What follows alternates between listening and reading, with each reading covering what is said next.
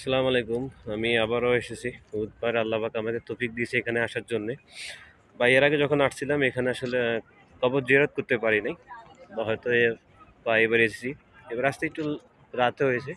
বা ইনশাল্লাহ কবর জিয়ারত করবো। আর আমার যে পিছনে দেখতে পাচ্ছেন এটা হলো প্রিয় নবীজির চাচার মসজিদ বা ওনার নামে মসজিদটি করা হয়েছিল। বা আমরা আগে কবর জিয়ারত করবো তারপরে ভিডিওতে চলে যাব। আবারও আল্লাহ পাকের অসীম রহমতে আবারও আসতে পেরেছি। উহুদের ময়দান বা উহুদের পাহাড়, যেখানে উহুদের যুদ্ধে আমাদের ৭০ জন সাহাবী মারা গেছিল। আর আপনারা সামনে দেখতে পাচ্ছেন আমির হামজা মসজিদ। এখানে আমাদের প্রিয় নবীজির চাচা এখানে শহীদ হয়েছিল যুদ্ধের ময়দানে। আমরা এখন যাচ্ছি সাহাবীদের কবর জিয়ারত করার জন্য। এখানে অসংখ্য মানুষ এখানে আছে। আর সামনে সে মসজিদ, নবীজির চাচার নামে মসজিদটি করা হয়েছিল। এখানে দেখতে পাচ্ছেন অসংখ্য মানুষ জিয়ারত করছেন এখানে।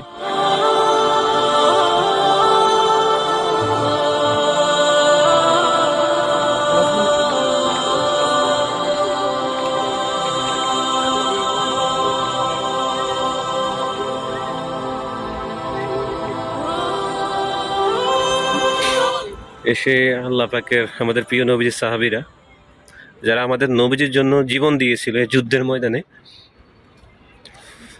আসলে তখনকার সময় কতটা কেমন ছিল সেটা হয়তো আমাদের আল্লাহ পাকে ভালো বলতে পারবেন এখানে। আর এসে দেখতে পাচ্ছেন আমাদের, আমি ভিডিওর ফার্স্ট টাইমে বলেছিলাম আমির হামজা মসজিদ, আমির হামজা। আর এখানে দেখতে পাচ্ছেন এখানে লেখা আছে 2030। এটা আসলে হয়তো আমি আরবি ভালো করে জানি না, যারা হয়তো জানেন তারা বুঝতে পারবেন। এখানে সমস্ত নাম দেওয়া আছে। এখানে আসলে কারা কারা আছেন সকল স্ক্যান, বা আপনি এখানে আসলে যারা যদি পথ ভুলেও যান, এই যে স্ক্যানার আছে, স্ক্যানের মাধ্যমে, লোকেশনের মাধ্যমে আপনারা আপনাদের গন্তব্যে পৌঁছে যাবেন।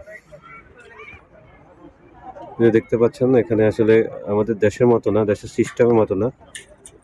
আসলে আমার ক্যামেরা অতটা ভালো মানের ক্যামেরা না, বা ফোনও ভালো মানের না, এই জন্য হয়তো আপনাদেরকে ক্লিয়ার আমি দেখাতে পাচ্ছি না। এখানে আপনারা দেখতে পাচ্ছেন যে পাথরের মতো জায়গাগুলো আছে, এটা হলো আমির হামজার কবর। আমার জানার মতো হয়তো তথ্য ভুল হতে পারে। এখানে অসংখ্য সাহাবীর কবর আছে। এখানে ৭০ জন সাহাবী এখানে আছে কবর, যারা শুয়ে আছে। আমরা এসেছি এখানে তাদের কবর জিয়ারত করার জন্য। আমরা এখন কবরতে জিয়ারত করব ইনশাল্লাহ। সে উৎ পাহাড়, এখানে ৫.৫ কিলোমিটার পর্যন্ত উৎ পাহাড় আছে। আমরা আসলে আজকে আমাদের সময় স্বল্প থেকে পুরোপুরি দেখাতে পাচ্ছি না আমি ভিডিওটি। সবাই ভালো থাকবেন, সুস্থ থাকবেন। আজকের মতন বিদায় নিচ্ছি।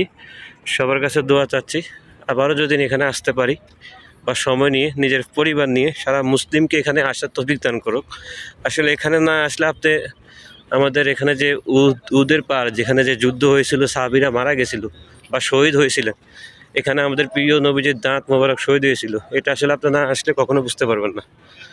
সবাই ভালো থাকবেন, সুস্থ থাকবেন। আজকের মতো বিদায় নিচ্ছি। আল্লাহ হাফেজ।